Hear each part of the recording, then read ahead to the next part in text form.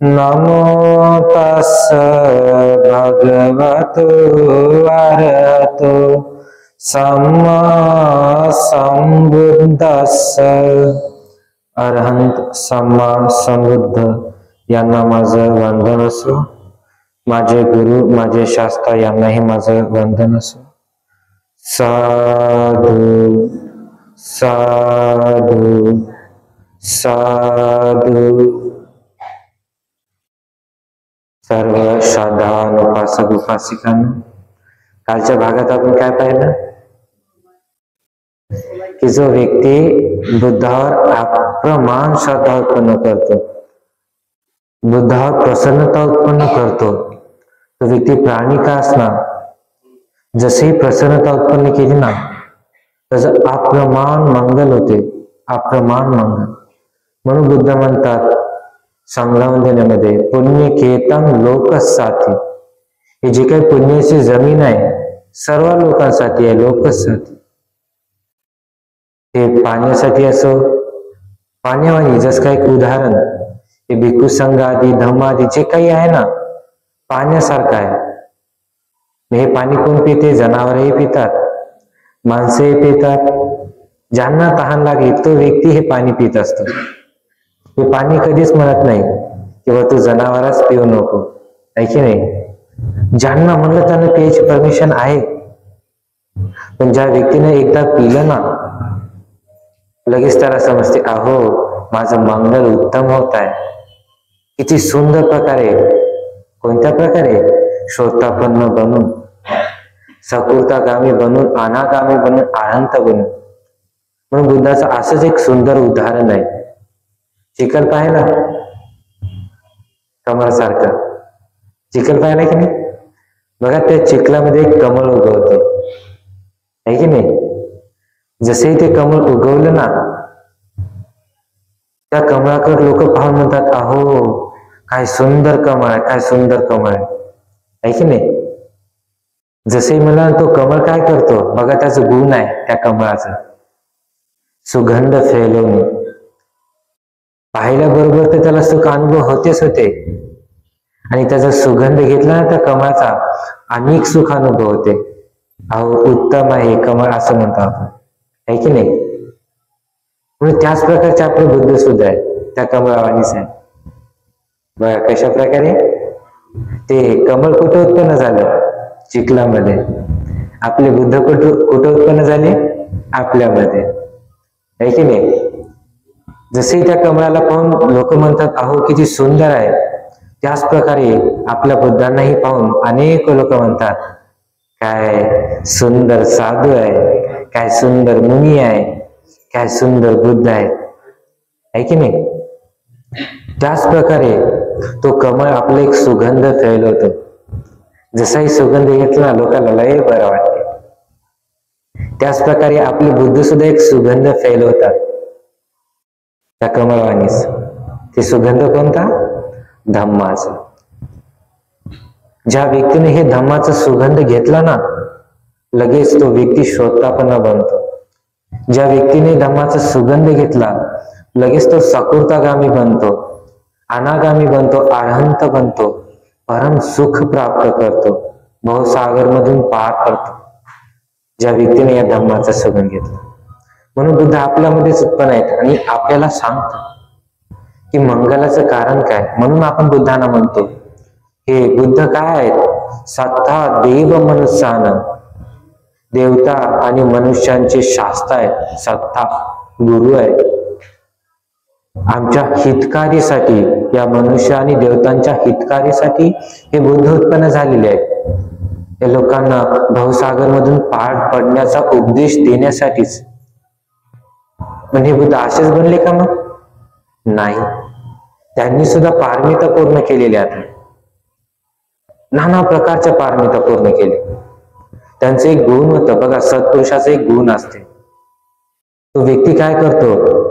सदैव काही जरी झालं, ही दुनिया इकली तिकली काय होईना, पण तो व्यक्ती सदैव आपल्या माता पिताची सेवा करते। तो सत्पुरुष, तो व्यक्ती, त्याला सांगायचं काम नाही असं कर तसं कर त्या सत्पुरुषाला।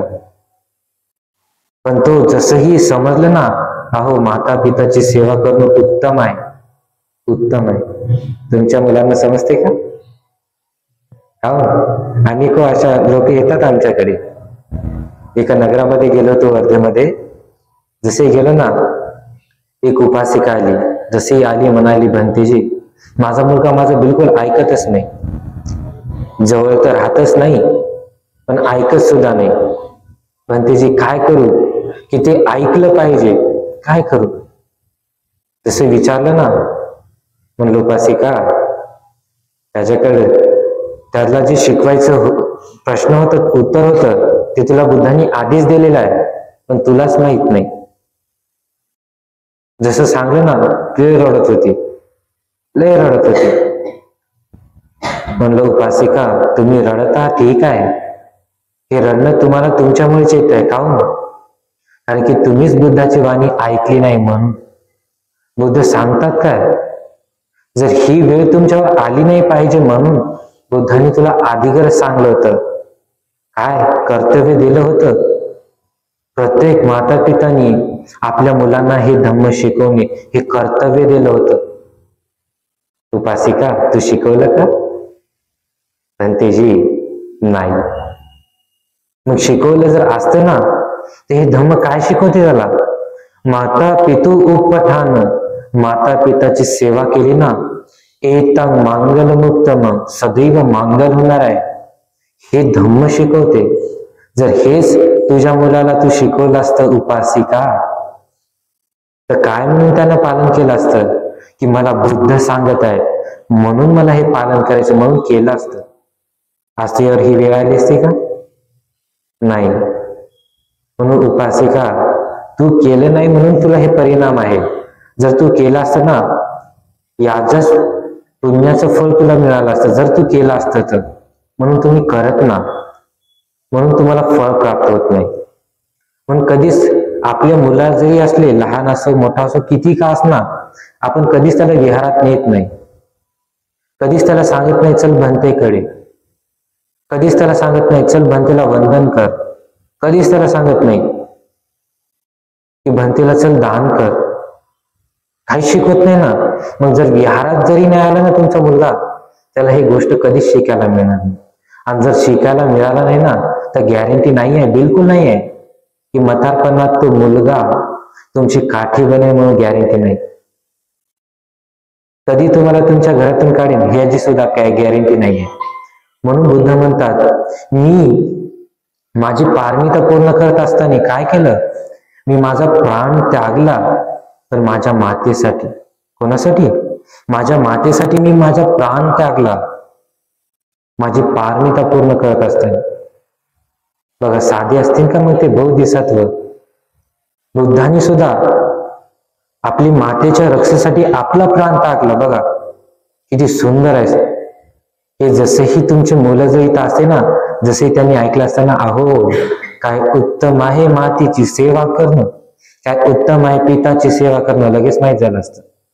पण दुर्भागी की ते सुद्धा येऊ शकले नाही, दुर्भागी तुम्ही सुद्धा आणू शकले नाही, आहे की नाही? बघा किती हितकारी आहे हे प्रवचन तुमच्यासाठी, किती मंगलकारी आहे. म्हणून दानानंतर मंगल होतेच होते, तर माता पिताच्या सेवा करून सुद्धा मंगल होते, लेकरा बायकोची सेवा करून सुद्धा मंगल होते. पूजाच पूजनीयानं, जे आपल्यासाठी पूजनीय आहे यांना वंदन करून सुद्धा मंगल होते. ते तर शिकायजोग आहे, हे नाही आहे का? मग हे सुद्धा शिकायसाठी आपल्याला विहारात यायचं आहे की होय, जर माता पिताची सेवा केली तर मंगल होते, तर कशा प्रकारे, हे शिकायसाठी तुम्ही विहारात या. जर मी तिथे गेलो तर मला भविष्यात जर काही बनायचं असेल ना, तर त्यामध्ये काही प्रश्न उत्पन्न होतील ना, जर मी तिथे शिकाय गेलो ना, त्या प्रश्नाचं उत्तर माझ्याकडेच असेल. कोणासमोर हात पसरायची गरज पडणार नाही. मला सांग माझं भविष्य काय, मला स्वतःला समजेल. म्हणून बुद्ध म्हणतात, आत्मदीप भव, स्वतःच दीप बना. कोणी तुम्हाला सांगणार नाही आहे की चल विहारामध्ये भंतेचं प्रवचन ऐकायला. इतकं मंगलकारी मित्र आहे नाही आहे. आजकाल माता पिताच सांगत नाही आहेत की विहारामध्ये चाल, तर बाकीचे काय सांगतील? म्हणून बुद्ध म्हणतात स्वतः सिद्धी बना. तुम्हाला समजलं पाहिजे की माझं हित, माझं सुख कशामध्ये आहे हे तुम्हाला समजलं पाहिजे. म्हणून बघा, बुद्ध सुद्धा आपल्या पारमिता पूर्ण करत असताना त्यांनी सुद्धा आपल्या मातेची अशी रक्षा केली, आपला प्राण त्यागून. इतकं सुंदर प्रकारे बघा, किती सुंदर प्रकारे करतात. बघा, बुद्ध ज्या कालच्या प्रवचनात कुठे होते? राजगृहामध्ये, एका टेकडीवर, गुफेवर. त्याच ठिकाणी असताना ही दुसरी एक घटना आहे. एकदा काय, त्याच ठिकाणी बुद्ध राजगीरमध्ये असताना तो जे काही देवदत्त होता ना, बुद्धाचा वैर करायचा तो देवदत्त, एक दिवस काय केलं त्या देवदत्तानी? बुद्धाचा सदैव विरोध करायचा म्हणून काय, बुद्धाला मारायचं आहे आणि बुद्धाची जी जागा आहे ना ते मला घ्यायचे, बुद्धाचं जे स्थान आहे ते मला घ्यायचं आहे. पण अज्ञानी माहीत करू शकला नाही की बुद्ध असाच होतो का, त्याला पारमिता पूर्ण करावं लागतात तरच बुद्ध होतो. आणि याला काय वाटलं, मी जर बुद्धाला मारलं ना तर त्यांचं जो स्थान आहे बुद्धांचं, ते स्थान मी घेऊ शकतो. मग काय युक्ती करायचा तो. एकदा काय केलं, आपला जो एक उपासक होता त्या उपासकाला सांगलं, 32 धनोधर तीरवाले आहे की नाही, त्या 32 धनोधरला सांगलं की तुम्ही काय करा, जा आणि बुद्धांची कत्ल करा. ते 32 धनोधर गेले. जसे गेले ना बुद्धाला मारण्यासाठी, तर लगेच बुद्धांनी काय केलं, एक सुंदरसा उपदेश दिला त्यांना. जसा उपदेश दिला ना, ते जे काही वेर होता त्या वेराने बुद्धाला मारणार होते, गेले विसरून, जागेवर श्रोतापन्न बनले. ते 32 ला 32. बघा, बुद्धाला अनेक लोक यायचे ना अलग अलग प्रश्न विचारायसाठी, हे करायसाठी, ते करायसाठी.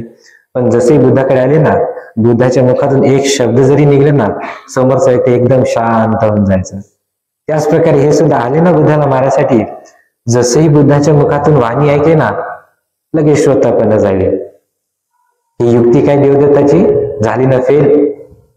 मग त्याला वाटलं असं का, ठीक आहे, आपण दुसरी युक्ती करू. मग त्या देवदत्ताने बुद्धांना मारण्यासाठी दुसरी युक्ती केली. कोणती? एका महाकाई हत्तीला दारू पाजली. दारू पाजली. जसे दारू पाजली ना, तर बुद्धाच्या अंगावर दिलं सोडून मारण्यासाठी. तर तो सगळ्या लोकांना इकडे तिकडे फेकत फेकत तो हाती पळत येत होता. तर लगेच आनंद भंतेनं पाहिलं, अरे हे हाती काय बुद्धांना मारण्यासाठी येत. लगेच आले बुद्धांच्या समोर. जसेही बुद्धाच्या समोर आले ना, बुद्धांनी पाहिलं तो हाती कशासाठी येत आहे, मारायसाठी. लगेच बुद्ध म्हणतात, आनंद तू मागे होय बरं, ते हाती काही करणार नाही. लगेच आनंद म्हणते मागे झाली. डबल पुढे झाली. तो हाती काय अनेक जवळ आला ना, आनंद म्हणते डबल पुढे गेली. असं दोनदा तीनदा झालं. तर जसंही तो हाती जवळ आला ना, लगेच बुद्धाला समजलं, अरे हे लय जवळ आला आहे की नाही. लगेच बुद्धांनी असा चमत्कार केला, रिद्धिबल केलं की जे काही पृथ्वी जमीन होती पायाखालची फिरून टाकली. हो ना, कारण की आनंद बनते समोर होते ना, म्हणून सगळी पृथ्वी काय फिरून टाकली. आनंद बनतेला मागे आणि आपण पुढे झाले. जसेही पुढे झाले ना, लगेच बुद्धांनी आपली अप्रमाण मैत्री फैलवली. जसेही मैत्री फैलवली ना, तो महाकाई हत्ती सुद्धा दमन झाला. हे कशामुळे झालं तुम्हाला मागच्या प्रवचनात विस्तारपूर्वक सांगलंच की मैत्री कशा प्रकारे असते. असं बुद्धांना नाना प्रकारचं मारण्याची युक्ती करायचं तो देवदत्त. ते एक दिवस त्याला वाटलं आपण धनोधरही पाठवले तरी बुद्धाचं काहीच होऊ शकलं नाही. त्या महाकाई हत्तीलाही पाठवलं तरी बुद्धाचं काहीच होऊ शकलं नाही. आता याला त्याला नाही पाठवायचं, आता स्वतःच जायचं आहे की नाही. आता स्वतःच मी बुद्धांना मारेन. म्हणून त्या राजगृहामध्ये थांबलेले असताना बुद्ध त्या गुफेमध्ये कुटीमध्ये, तर तिथं चक्क मन साधना करत होते बुद्ध. तर हे काय करत आहे देवदत्त, जिथं बुद्ध चक्क साधना करत होते ना, त्या जाऊन वरच्या टोकावर गेले आणि तिथून एक मोठासा जे दगड असते ना ते दिला फेकून. तर असं करत असताना बघा बुद्ध काय साधे आहेत का, त्यांचं जीवन काय आहे? पुण्य आहे. पुण्यवान व्यक्तीला कोणी मारू शकत नाही, काही जरी झालं तरी. मग काय, जसे त्याने वरून गोटा फेकला ना बुद्धांना मारण्यासाठी, ते त्याच ठिकाणाहून दुसरी कोणी एक गोटा आला. जसं त्याने फेकला त्याच प्रकारे दुसरी कोणी एक गोटा आला लोंढत. जसंही आला ना, तर मधोमध आल्याबरोबर ते एकूण एकाला टक्कर झाली. जसंही टक्कर झाली ना, तर त्याचे जे काही चितळे होते उडून बुद्धांच्या शिरीपाद पायावर पडले आणि त्याचमुळे बुद्धांच्या पायातून थोडस रक्त निघालं. महापाप करून बसला तो देवदत्त, बुद्धाच्या अंगातून रक्त काढून महापाप करून बसला. याचमुळे नरकात सुद्धा गेला. पण हेच घटना काय, भिक्खू संघ चर्चा करत होते, अनेक भिक्षू चर्चा करत होते. अरे हे देवदत्त काय किती वैरी आहे, किती वैरी आहे. बुद्धांनी याला चिवर दिली आहे की नाही. बुद्धांनी याला चांगलं समजून, हे जरी गलती करत आहे ना, तर बुद्ध याला वापस सांगत आहेत, असं कर तसं कर. तरी हे देवदत्त काय वैरच आहे. ते सर्व घटना काय बुद्धांनी ऐकली. लगेच बुद्ध विचारतात की भिक्षूंनो, काय चर्चा करत आहात? तर भिक्षू म्हणतात, म्हणते भगवान, आम्ही देवदत्ताविषयी चर्चा करत आहोत. तर देवदत्ताचा वैर त्याविषयी चर्चा करत आहोत. लगेच बुद्ध म्हणतात, भिक्षूंनो, तो हितच पापी आहे का? हे तुम्हाला कष्ट देत आहे, हे तुम्हाला दिसत आहे, पण ते हितच पाप कर्म करत आहे का? इथंच पापी आहे का? नाही, मी माझी पारमिता पूर्ण करत असताना तिथेशी सुद्धा तो पापीच होता. तिथेशी सुद्धा तो मला मारण्याचाच प्रयत्न करत होता. तर बुद्ध असं जसे सांगतात ना भिक्षूंना, लगेच भिक्षू म्हणतात, म्हणते भगवान, इथंही देवदत्त काय करत आहे हे तर आम्हाला माहित आहे, पण तुम्ही तुमची पारमिता पूर्ण करत असताना त्यांनी कशा प्रकारे तुम्हाला दुःख दिलं, कृपा करून आम्हाला सांगा. लगेच याचना करतात. लगेच बुद्ध म्हणतात, ठीक आहे भिक्षूंनो. तर बुद्ध सांगतात, मी माझी पारमिता पूर्ण करत असताना एका वाराणसीच्या एका हिमालयाच्या एका जंगलमध्ये उत्पन्न होतो. कशामध्ये?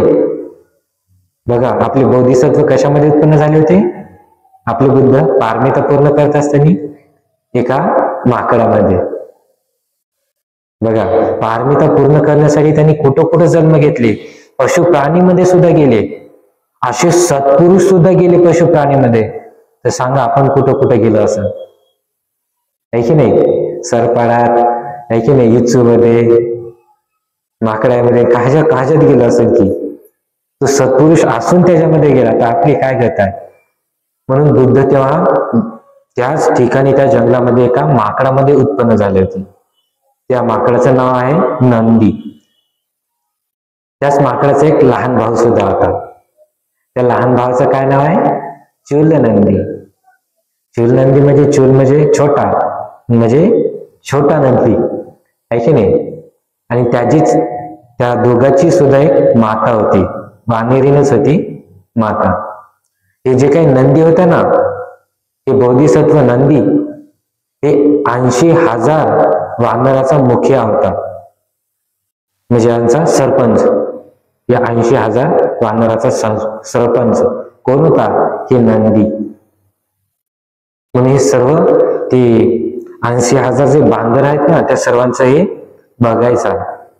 तर कधी कधी काय, हे नंदी साधे साधे फळ असायचे ना तोडून आणलेली, हे साधे साधे फळ काय करायचं, आपल्या एका वानराला सांगायचं, आणि हे साधे फळ घेऊन जाय आणि माझ्या मातेला दे, असं म्हणून त्या वानराकडे ते साधे फळ द्यायचं, आपल्या मातेला पोहोचतील म्हणून. तर तो जो वानर होता, फळ नेऊन द्यायचा त्याच्या मातेला. तो वानर काय करायचा, इतके स्वादिष्ट इतके सुंदर फळ पाहून काय लालच उत्पन्न व्हायचा ना, लोभ. तर काय करायचा, अर्ध्या रस्त्यात गेला ना, ते फळ पोटात, आहे की नाही, गायब करून टाकायचा. त्याच्या मातेला ते फळ द्यायचंच नाही. स्वादिष्ट नेतो म्हणून, देतो म्हणून सांगायचा, पण न्यायचा नाही, द्यायचं सुद्धा नाही. रस्त्यानंच ते फळ खाऊन वगैरे घ्यायचा आणि बाकीचे जे काही साधे सुधे आहेत ते देऊन द्यायचं. असं करत करत करत करत नेहमी असंच करायचा तो. तर एक दिवस हे नंदी जे होता वानर बोधिसत्व आपल्या मातेकडे गेले ना, तर जसंही मातेकडे पाहिले तर लगेच म्हणतात मातेला, त्या वानेरीला, की मा, मी तुला रोज फळं पाठवतो, मिळतात का?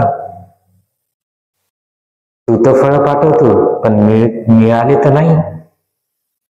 मा, तुझ्या अंगावर तर मांस सुद्धा दिसत नाहीये, हाडकं हाडकं झाले तुझे.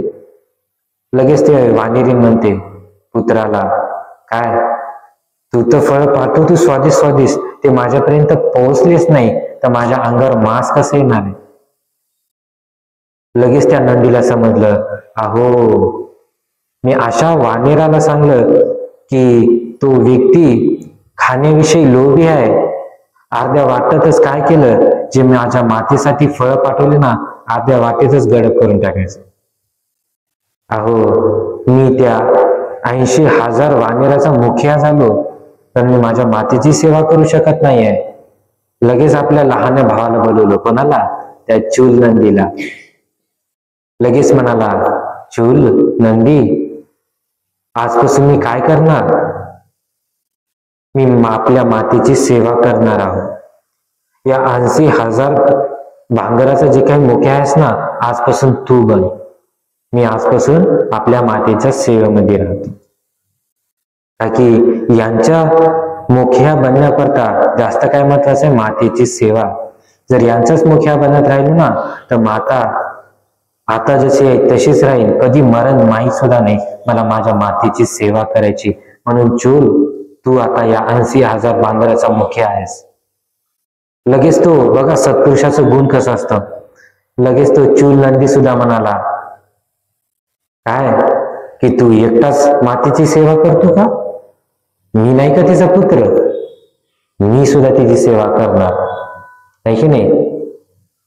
लगेच हे दोघेही जण म्हणाले, ठीक आहे, तू चाल, मी चलतो, आपण आपल्या मातेची सेवा करू. बघा सत्पुरुष किती असतात गुणवान. म्हणून हार प्रत्येक सत्पुरुष काय आपल्या माते पिताची सेवा करतो. म्हणून हे दोघेही जण काय केलं, त्याच वाराणसीच्या एका गावाच्या काठाला एक मोठं बरगदचं पेड होतं, झाड होतं. बरगदचं हिंदीमधून आहे, मोठं झाड होतं. त्या बरगदचं झाड, त्याच्यावर काय केलं, एक सुंदरस लाकड वगैरे आणून घरासारखं बनवलं त्या झाडावर. त्या दोघाही वानेरांनी जसे बनवलं ना, तर आपल्या मातेला त्या बरगदच्या झाडावर ठेवू लागली आणि ती तशी तिचं पालन पोषण करायचंय. रोज जायचे, फळं आणायचे, मातेला द्यायचे, तिचं पालन पोषण करायचे. बघा ते प्राणी साधे आहेत का? बोधिसत्व आहेत. आपल्या मातेची सेवा करायची डेली. त्याच वाराणसीमध्ये एक ब्राह्मण राहत होता. तो ब्राह्मण काय आपल्या गुरुकडून शिल्प वगैरे शिकून परिपूर्ण झाला होता. शिल्प शिकून, म्हणून काय पूर्ण शिल्प शिकलं ना, म्हणून आखरी वेळेस आपल्या गुरुला वंदन करायसाठी गेला तो ब्राह्मण. जसंही वंदन करायसाठी गेला ना, तर लगेच त्याला त्याचा गुरु म्हणतो, अरे तू काय शिल्प वगैरे पूर्ण शिकला, परिपूर्ण झालेला आहेस, पण आणि काही तुझ्यामध्ये कमी आहे. कोणती? द्वेषाची कमी आहे. परिपूर्ण नाही आहेस तू. तुझ्यामध्ये द्वेष आहे, राग आहे. यामुळे तुझं कधी नुकसान होईल, तुला पता लागणार नाही. पण तू काय कर, हे रागाला, या तुझ्यामध्ये जे काही दोष आहे ना, द्वेष, याला तू नष्ट कर, नाही तर तुझं याच कारणामुळे खूप मोठं नुकसान होईल. असं सुंदर त्याला धम्मदेशना दिली त्या ब्राह्मणाला.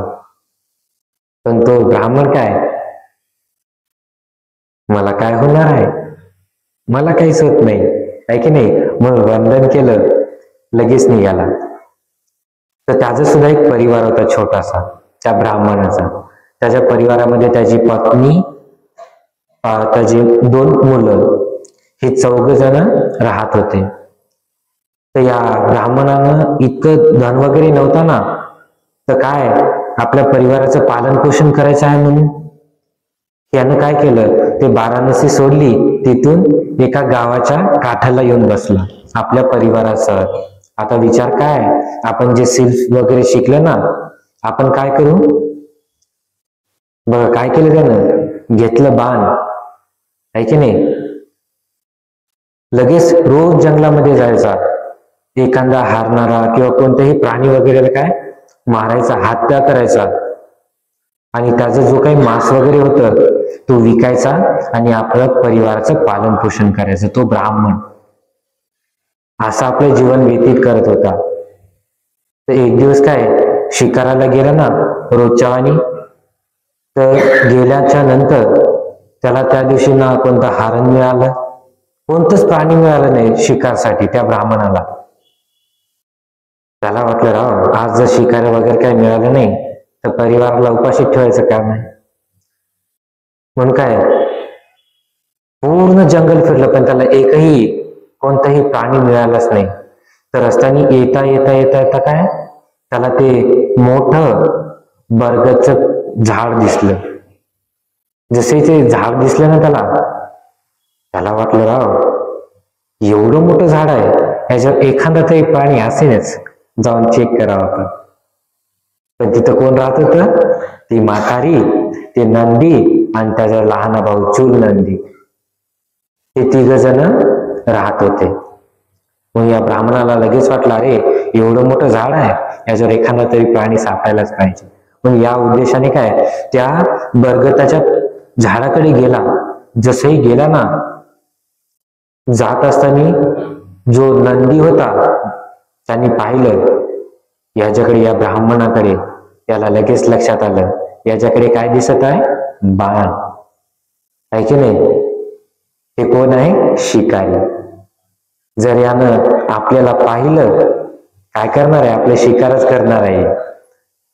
म्हणून काय विचार केला त्यानं, आपल्या लहान्या चूल नंदीला सांगलं की चूल नंदी तू काय कर, तू तिकडल्या साईडला जाऊन लप, मी इकडल्या साईडला जाऊन लपतो. आपल्या मातेला लपायची गरज आहे का, नाही. काहून, का की तिच्या अंगावर मांसच नाही आहे. जसंही त्या शिकाराने हिला पाहिलं ना, काय म्हणणार आहे, अरे हिच्या अंगावर तर मांस नाही आहे, काय नाही, हिला मारून काय फायदा आहे, म्हणून हिला काय मारणार नाहीये. तू तिकडे जाऊन लप, मी इकडे जाऊन लपतो. म्हणून हे दोघे जण आपल्या आपल्या ठिकाणी जाऊन लपले. जसही हे शिकारी आला ना, त्या शिकाऱ्याला कोण दिसलं, ती म्हातारी, ती वानेरींची म्हातारी होती ना, ती दिसली. त्यानं पाहिलं, अरे हिच्या अंगावर तर मासे नाही आहे, काहीच नाही आहे. पण आपल्याला आज दिवसभर शिकार भेटलं का कोणतं, नाही. नुसतं हाताने जाण्यापेक्षा हिलाच घेऊन जावं, आहे की नाही. थोडं तरी होईल, जास्त नाही, थोडस तरी निघन मास. नुसतं जाण्यापर्यंत हिलाच घेऊन जावं. मग काय केलं, बाण घेतला, तीर काढले ना, जसंही मारत होता ना, तर त्या नंदीने पाहिलं, अरे हे तर माझ्या मातेची हत्या करत आहे. लगेच समोर आला, लगेच म्हणाला, अहो तुम्ही काय करा, माझ्या मातेची हत्या करू नका. या बदली काय, मी माझं मांस तुम्हाला देईन, मी माझा प्राण त्यागतो, आहे की नाही. पण माझ्या मातेला तुम्ही सोडा, तिचा शिकार करू नका. वाटलं तर मी तुमचा शिकार बनेन. असा तो नंदी बोधिसत्व म्हणाला. जसही म्हणाला ना, हे जे काही ब्राह्मण होता ना, ते म्हणाला, अरे हे तर याच्या अंगावर तर मांस एकदम मस्त दिसत आहे, हट्ट खट्ट दिसत आहे, याला जर मारलं, याचा जर शिकार केला ना, तर मांस सर्वात जास्त मिळेल आपल्याला. म्हणून ठीक आहे म्हणाला. पण लगेच तो नंदी काय म्हणाला, मला वचन दे, माझं शिकार केल्याच्या नंतर तू माझ्या मातेची हत्या करणार नाही, म्हणून तिचा शिकार करणार नाही, म्हणून मला वचन दे. लगेच तो ब्राह्मण म्हणाला, ठीक आहे, तुला वचन देतो. तो शिकारी लगेच काय केलं, यानं बाण काढला ना, मारला. कोणाला, त्या नंदीला.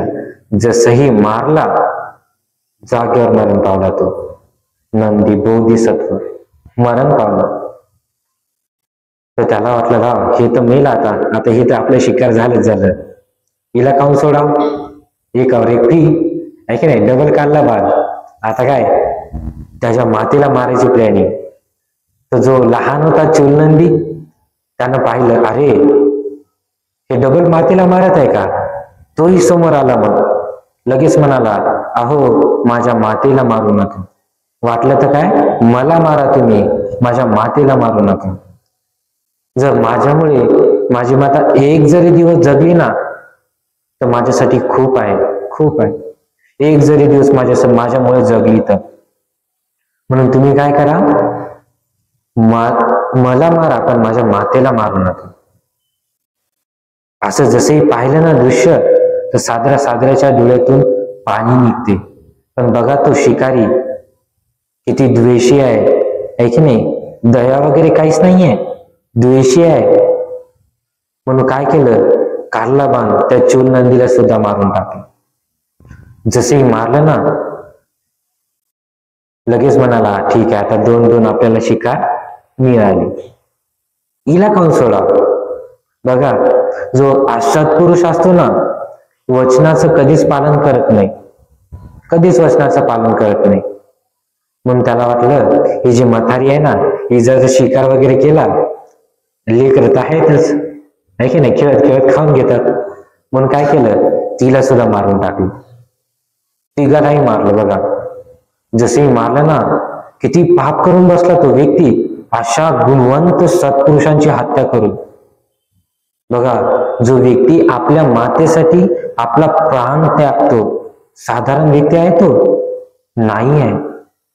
मग प्रत्येक स्त्रियांकडे हे सुद्धा एक बल असते, कोणतं, पुत्रबल. तो पुत्र काय करतो, आपल्या मातेची सदैव रक्षा करतो. जर ती स्त्री पंचशील पालन करणारी नसेल हे पुत्रबल काय कामी पडत नाही तिचं, बुद्ध सांगतात. म्हणून हे बघा ना पुत्र काय करते, आपला प्राण त्यागून आपल्या मातेची रक्षा करते. पण तो निर्दयी, तो द्वेषी काय त्याच्या मातेची सुद्धा हत्या करते, वचनाचं पालन नाही करत. मग तिघाला काय करते, एका काठी घेते, तिघालाही एक मागे एक मधात आणि एक पुढे, तिघालाही बांधते, खांद्यावर घेते, निघते घराकडे आहे की नाही. जसे घराकडे निघते ना तर अहो अशा सत्पुरुषांना मारून हत्या जे करून असं पाप केलं ना, महापाप केल्यासारखं. पण जो व्यक्ती हत्या करतो ना तर बुद्ध म्हणतात अशा व्यक्तीला कधी सुख उत्पन्न होत नाही, कधीच नाही. याचं छोटस उदाहरण आहे बघा बुद्धांनी सांगलेलं. एकदा काय झालं होतं, एक ब्राह्मण त्याला सुगती पाहिजे होती. म्हणून त्याला विचारलं ना मला सुगती पाहिजे पण मी काय करू. तर एका व्यक्तीने काय सांगलं, तू काय बली दे, जर तुला सुगती पाहिजे असेल तर तू बली दे. त्या ब्राह्मणाला वाटलं मी तर लय धनवान आहो, मी किती मोठी बली देऊ शकतो. म्हणून काय केलं त्यानं, ठीक आहे म्हणाला, काढली 500 बकऱ्या, 500 गायी, 500 ढोरं काढली, सगळ्यांना काढलं. लागलं बलीच्या मागे, बली देण्याच्या मागे. काहून देत आहे बली, सुख पाहिजे, सुख, महासुख पाहिजे, मला स्वर्ग पाहिजे. म्हणून ही जशी घटना बुद्धांनी पाहिली ना लगेच बुद्ध गेले ब्राह्मणाकडे, म्हणाले ब्राह्मण हे काय करत आहेस तू. तर लगेच तो ब्राह्मण म्हणते भगवान बघा, जेव्हा आपल्या बुद्धांना लय प्रसिद्ध होते सम्मा संबुद्ध नावाने, तर सर्वांना सम्मा संबुद्धांचं महत्व माहित होतं थोडं तरी. म्हणून हे ब्राह्मण म्हणाले, म्हणते भगवान मी बली देत आहो, कशासाठी, मला स्वर्ग पाहिजे म्हणून, काय सुगती पाहिजे म्हणून.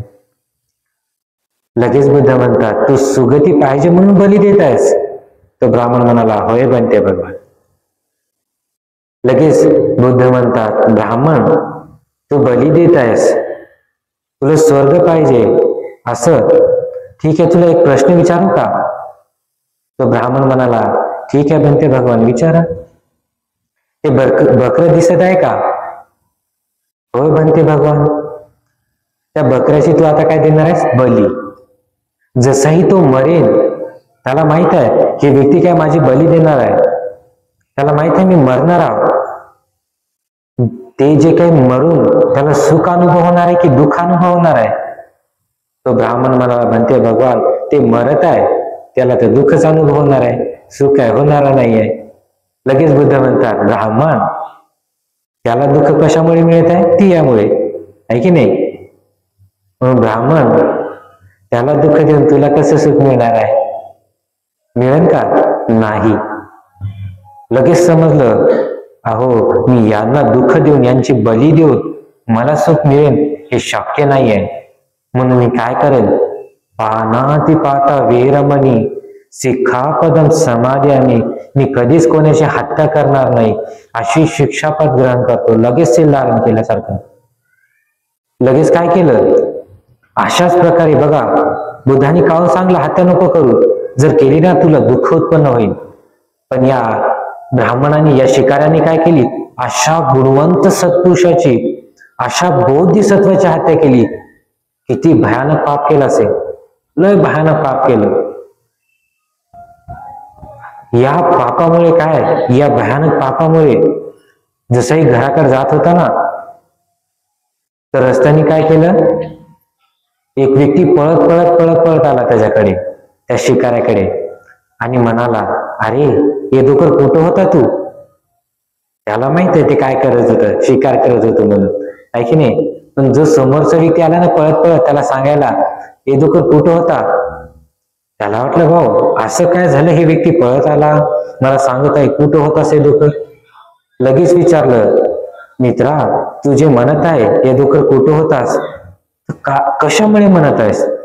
लगेच तो म्हणाला, मित्रा तुझ्या घरावर काय एक मोठी वीज पडली, त्या विजेमुळे काय तुझी जी पत्नी होती, तुझे जे मुलं होते ना, ते विजेमध्येच पडले, आहे की नाही, मेले की जिथे आहेत माहित नाही. जसंही त्याला कानी पडलं ना त्या शिकाऱ्याच्या, अहो बेशुद्ध झाल्यासारखा झाला तो व्यक्ती.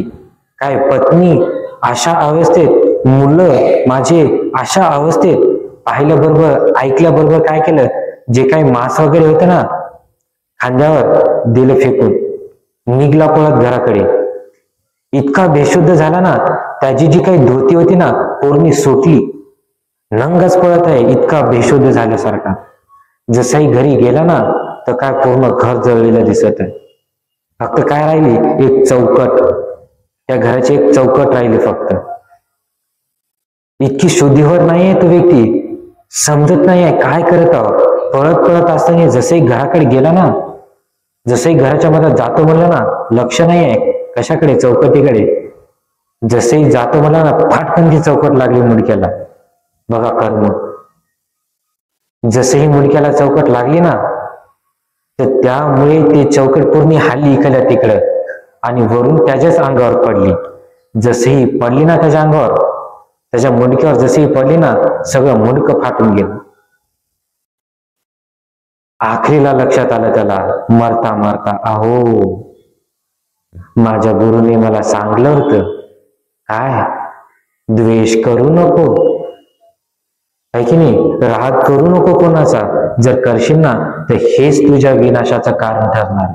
माझ्या गुरुनं मला सांगलं होतं, पण मीच त्यांचे आज्ञाचं पालन केलं नाही. अहो महा दुःखानुभव करत आहोत. मी अशा सत्पुरुषांची हत्या करून महापाप करून बसल्यासारखं केलं, पाप करून बसलं, अनंत पाप केलं, की या कर्मामुळे मी तर मरतच आहो, तर याचमुळे माझ्या पत्नी आणि माझे मुलं सुद्धा जात आहेत. अहो महादुःख आहे, महादुःख आहे. त्याच्या चारी बाजूनं काय पूर्ण जाळच जाळ, जसं नरकातून निघल्यासारखा तो जाळ पूर्ण त्याच्या बाजूतून. इतकी भयानक अग्नी, महाशोक उत्पन्न करू लागला. मी माझ्या गुरुची आज्ञा मानली नाही म्हणून मला हे दुःखानुभव होत आहे, म्हणून मला दुःखानुभव होत आहे. जागेवर मरण पावला, पूर्ण चौकट डोक्यावर पडली, पूर्ण डोकं फाटून गेलं. जसाही मरण पावला ना, डायरेक्ट महाविची नरकामध्ये गेला. त्या नरकाचं नाव काय, महाविची नरक. त्या नरकामध्ये उत्पन्न झाला, महादुःखानुभव करू लागला. म्हणून जो व्यक्ती काय कधीच गुरुची आज्ञा मानत नाही ना, सांगता येत नाही मंगलविन होय, आहे की नाही. जो व्यक्ती द्वेषी आहे, रागिष्ट आहे ना, अशा व्यक्तीचे मंगल होत नसते. म्हणून बुद्ध म्हणतात या ज्या वैरामुळे त्याचे नुकसान होणार आहे, काळजामुळे नाही. म्हणून काय, तुमच्या मनातला जो द्वेष आहे, वैर आहे, हे जेव्हा तुम्ही नष्ट करसाल तेव्हा तुमचं मंगल होईल. म्हणून बुद्ध काय सांगतात की अशा रागिष्ट व्यक्तीसोबत संगती सुद्धा करू नका. कसे राहा, मध्यम राहा. जर याच्यासोबत संगती केली ना, बघा पत्नी गेली, मुले गेली, अशा रागिष्ट व्यक्तीसोबत संगती करू. म्हणून बुद्ध म्हणतात अशा सोबत मध्यम व्हा, मध्यम राहा. लगेच बुद्ध म्हणतात अशा प्रकारे मी काय केलं होतं तिथशी सुद्धा, हे पूर्ण कथा कोणाला सांगत आहेत, त्या भिक्षूंना. काय भिक्षूंनी काय याचना केली की बनते भगवान, इथं जसं तुम्हाला देवदत्त कष्ट देत आहे की नाही, तुम्हाला परेशान करत आहे, हे आम्हाला माहित आहे, पण मागे तुमची पारमिता पूर्ण करत असताना त्यांनी काय काय केलं हे कृपा करून सांगा, ही याचना केली होती की. पण बुद्धाने काय धमदेशना दिली त्यांना, हीच की मी उत्पन्न झालो होतो कशामध्ये, पारमिता पूर्ण करत असताना त्या वानरामध्ये, आहे की नाही. पण लगेच भिक्षूंना अशी कथा सांगतात की भिक्षूंनो, की तेव्हा जो व्यक्ती होता, कोण, तो वानर, कोणता, चूलनंदी.